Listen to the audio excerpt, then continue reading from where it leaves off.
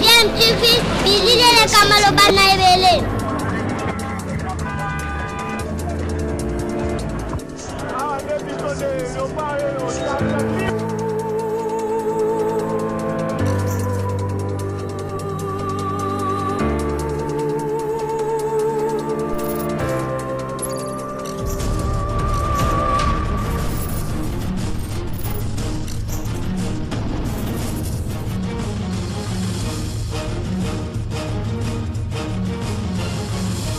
DMTV toujours en avant. Vous êtes sur DMTV, bonjour ou bonsoir, tout dépend de l'heure à laquelle vous nous suivez. Tout plaisir est pour nous de vous retrouver, mais surtout de savoir que vous êtes nombreux en train de suivre votre chaîne YouTube DMTV. DMTV qui vous propose l'actualité, mais vous propose également des analyses et des réflexions sur des sujets d'actualité, sur des faits sociaux, tout simplement des réalités que nous observons ici chez nous en République démocratique du Congo. Alors, comment Félix Antoine Tshisekedi a-t-il fait pour doubler la réserve de change de la Banque centrale en seulement 5 mois? C'est une question que nous nous posons parce que lorsque dernièrement, en tout cas, nous parlions de la faible réserve de change, le chef de l'État a été notamment critiqué et surtout par ce qu'on appelait dépassement budgétaire au niveau de la présidence de la République. Mais comment expliquer que maintenant, avec l'avènement du gouvernement des Warriors, avec le tout nouveau ministre des Finances, Nicolas Kazadi, on parle maintenant de la réserve de change qui aurait été doublée. Et quel est le secret? Quelle en est en tout cas l'explication? Je propose d'écouter Dou Jésus Beledou qui nous donne quelques pistes qui nous permettent justement de comprendre comment la réserve de change a été doublée en seulement quelques mois par Félix Antoine Tshisekedi. Je rappelle que vous êtes en train de suivre votre chaîne YouTube DMTV. Si vous n'êtes pas encore abonné, s'il vous plaît, abonnez-vous et n'oubliez pas d'activer la petite cloche de notification que vous verrez dès que vous serez abonné parce qu'elle va vous permettre de ne plus rien manquer de toutes les vidéos que votre chaîne YouTube pourra vous proposer. Suivant donc cet extrait avec les explications plus ou moins claires de Dou Jésus Beledou. Ensuite, nous allons nous retrouver pour conclure ce sujet. RDC Mbokelengi, comme aiment à dire les Congolais. Merci, nous nous retrouvons tout de suite après. C'est très important ce que dit Frédéric Jeff. Ce que mon ami ne dira jamais sur un plateau de télévision ici, c'est que la Banque centrale vient de vous dire les réserves d'échange qui étaient de 500 millions de dollars a grimpé de 1,2 milliard de dollars en un espace de moins de 5 mois, 8 mois. Il ne le dira jamais.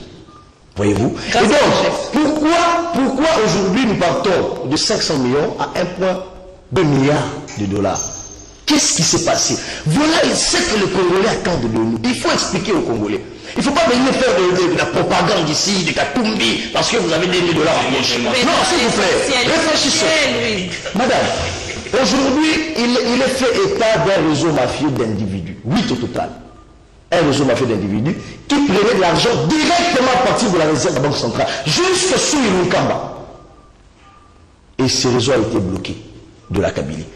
Est-ce qu'aujourd'hui, nous ne devons pas encourager les efforts là? Le travail du journaliste, ce n'est pas prendre les instructions de Katumbi, dire noir là où c'est blanc. Non, le travail du journaliste, c'est dire l'information. Les faits sont sacrés, les commentaires sont libres. Et là, je parle de faits. C'est la Banque centrale qui le dit. Aujourd'hui, les exonérations illégales et les compensations que bénéficiaient certains généraux, certains Congolais compatriotes. C'est-à-dire, vous êtes là, vous avez une copine, au PCI exonération. Et il sous-traite les Libanais chaque fin du mois, il a 50 millions de dollars, un Libanais il prend des marchandises, ramène chez lui, et c'est comme ça que le pays évolue pendant plusieurs années. Pendant les 18 années. Et jusqu'au moment où Tshisekedi était au pouvoir, parce qu'il faut le rappeler, les ministères de souveraineté pour la plupart étaient tenus par les kabylistes. Et aujourd'hui on découvre un réseau mafieux, on arrête, on bloque les compensations. C'est ça la conséquence des 1,2 milliard. Mais aujourd'hui, pourquoi le PCA fuit? Posez-vous la question, pourquoi le PCA fuit? Vous l'avez dit ici. Regardez-moi est-ce que c'est le péché de Tshisekedi que Kabila ait placé ses frères Katangé dans toutes les institutions de décision de la République? Est-ce que c'est le péché de Tshisekedi? Aujourd'hui, on constate dans toutes les grandes organisations du pays, il y avait un Katangé qui gérait. Et si aujourd'hui il y a des faits de détournement, lui a fait son travail, qu'est-ce qu'on va reprocher à Tshisekedi dans tout ça? Mettons la raison. Entre les pour et les contre, il y a les sérieux. Les sont frappés de là-bas, ils sont Katumbi, restez au milieu de la raison. Il n'ira jamais ça, parce qu'il y a les instructions. On a lavé les services. Alors, voilà, s'il vous plaît, s'il vous plaît. Ah, s'il vous plaît. Le plus important aujourd'hui, madame, c'est qu'il faut encourager l'IGF. Le travail que fait l'inspection générale des finances aujourd'hui, grâce à la patrouille financière, grâce à cette patrouille, la DG, le régime de mobilisation des recettes, ont pu mobiliser pendant la période de Covid-19, où il y a la récession économique, 68% de maximisation des recettes. Est-ce que ce sont des prouesses à ne pas mettre sur la place publique pour encourager l'IGF à faire son travail? Alors, et là où vous parlez de contraste, moi je suis d'avis.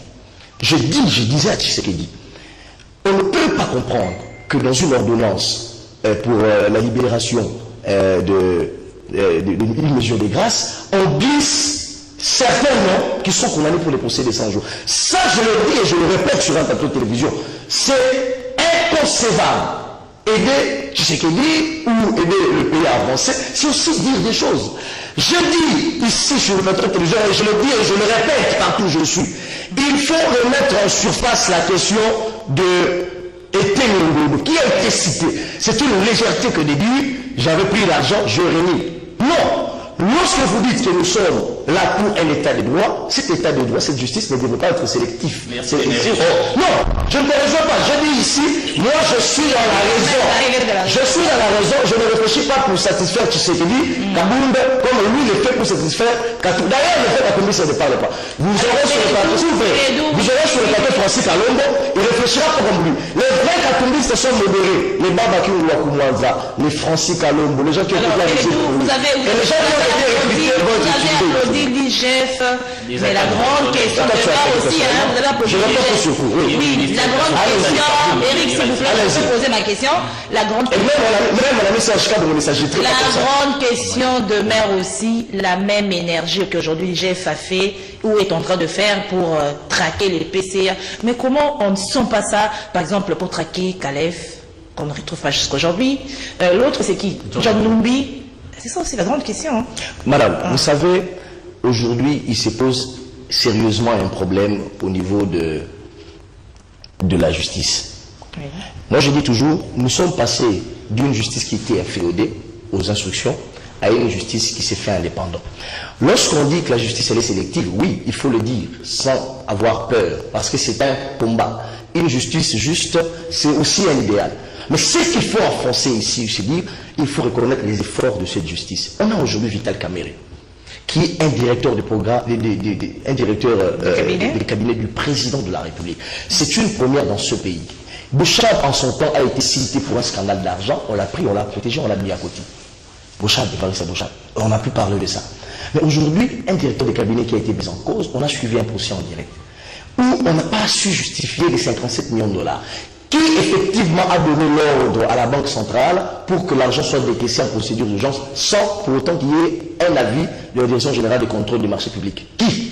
Ni Kamerhe a su le prouver, ni Jamal, ni les autres. C'est-à-dire que l'argent est sorti comme ça sur instruction des Kamerhe sans pour autant qu'il y ait cet aval-là, sans pour autant qu'on lance l'appel d'offres. Aujourd'hui, Kamerhe est en prison et il est au NUF, il est en train de purger sa peine. C'est une avancée significative en termes d'avancée de la justice. C'est ce que nous souhaitons. Aujourd'hui, l'IGF vous fait un rapport. J'emprunte toujours ce que dit José Makila. Et cette peur-là, et côté là, dirigeant, c'est une avancée significative, madame. On devrait encourager ça. La tendance à dire, par exemple, justifier les prouesses aujourd'hui de l'IGF, de la justice, par rapport aux dérives hier, essayer de justifier, madame, c'est ça la réflexion rétrograde. Nous, ce que nous voulons aujourd'hui, c'est que l'élan imprimé aujourd'hui, lorsque vous êtes mandataire, on vous a même parlé ici d'un média, Éduc Télévision, où les responsables qui ont été cités, et ils sont en train de trembler. Et ça, aujourd'hui, moi, en tant que citoyen congolais, ça me rassure. Et c'est que là, imprimé sur Tshisekedi, nous espérons que cela va demeurer lorsque vous êtes aux affaires, lorsque vous gérez, lorsque vous êtes PCA, lorsque vous êtes directeur général, lorsque vous êtes ministre, il faudrait gérer l'argent de l'État avec beaucoup de sérieux, parce que finalement, enfin, vous rendrez compte. Voilà, nous sommes de retour. Vous venez de suivre Doux Jésus Beledou qui nous a donné quand même quelques pistes sur ce qui apparaît en tout cas comme une bonne nouvelle ces derniers temps. La réserve de change de la Banque centrale est doublée, qui passe de 500 millions de francs congolais à 1,2 milliard de dollars. Pardon, il ne s'agit pas de francs congolais bien évidemment. Comment Félix Antoine Tshisekedi a-t-il fait? Vous avez suivi avec cette problématique des exonérations qui a en tout cas étouffé le trésor public et qui a constitué un manque à gagner du trésor public. On a exonéré diverses entreprises des taxes et des droits de douane, ce qui a fait que le pays en tout cas s'est retrouvé asphyxié. Et d'ailleurs ce n'est pas quelque chose de nouveau. La piste avait déjà été évoquée par un ancien conseiller de l'ancien chef de l'État Joseph Kabila Kabange, qui fête d'ailleurs ses 50 ans.